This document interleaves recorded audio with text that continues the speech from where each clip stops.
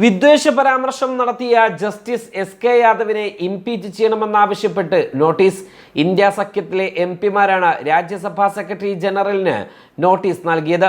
55 എംപിമാരാണ് നോട്ടീസിൽ ഒപ്പുവെച്ചത്. ജസ്റ്റിസ് ശേഖർ കുമാറിന്റെ പ്രസംഗം ജുഡീഷ്യറിയുടെ നിഷ്പക്ഷതയിലും സ്വാതന്ത്ര്യത്തിലും സാധാരണ പൗരന്മാർക്കിടയിൽ സംശയം ജനിപ്പിക്കുന്നതാണ്.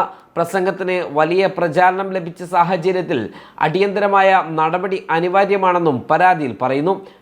ഡിസംബർ 8 സംഘപരിവാർ സംഘടനയായ VHP ഏക സിവിൽ കോഡ് സംബന്ധിച്ച് സംഘടിപ്പിച്ച പരിപാടിയിലായിരുന്നു ജസ്റ്റിസ് എസ്.കെ. യാദവിന്റെ വിവാദ പരാമർശങ്ങൾ. ഭൂരിപക്ഷത്തിന്റെ താല്പര്യത്തിനനുസരിച്ചാണ് ഇന്ത്യ മുന്നോട്ടു പോവുകയെന്നും യാദവ് പറയുന്നു.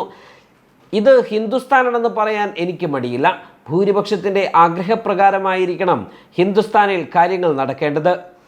ഹൈക്കോടതി ജഡ്ജി എന്ന നിലയിലല്ല ഇതെല്ലാം പറയുന്നത്, മറിച്ച് രാജ്യത്തെ നിയമത്തിന്റെ അടിസ്ഥാനത്തിലാണ്. ഭൂരിപക്ഷത്തിന് ക്ഷേമവും സന്തോഷവും ഉണ്ടാകുന്ന ഭരണം മാത്രമേ ജനങ്ങൾ സ്വീകരിക്കുകയുള്ളൂ എന്നാണ് ജഡ്ജി പറഞ്ഞത്. സോഷ്യൽ മീഡിയയിലെ സംഘപരിവാർ ഗ്രൂപ്പുകളിൽ മുസ്ലിങ്ങളെ അധിക്ഷേപിക്കാനും പരിഹസിക്കാനും ഉപയോഗിക്കുന്ന കത്മുല്ല എന്ന പദവും ജഡ്ജി പ്രസംഗത്തിൽ ഉപയോഗിച്ചു. കുട്ടികൾക്ക് ദയയും സഹിഷ്ണുതയുമാണ് പഠിപ്പിക്കേണ്ടത്. എന്നാൽ മൃഗങ്ങളെ അറുക്കുന്നത് കണ്ടുവളരുന്ന മക്കൾക്ക് എങ്ങനെയാണ് ദയയും സഹിഷ്ണുതയും ഉണ്ടാവുക എന്നും ജസ്റ്റിസ് ചോദിക്കുന്നു. ജഡ്ജിയുടെ പ്രസംഗം വിവാദമായതോടെ അദ്ദേഹത്തെ ഇംപീച്ച്മെന്റ് ചെയ്യണമെന്ന ആവശ്യവും ഉയർന്നു.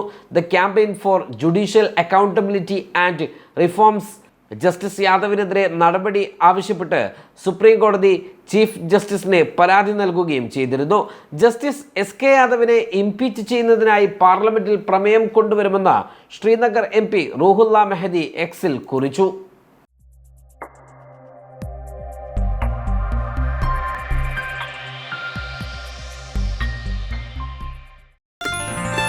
Waytonikah.com, the exclusive Muslim matrimonial site.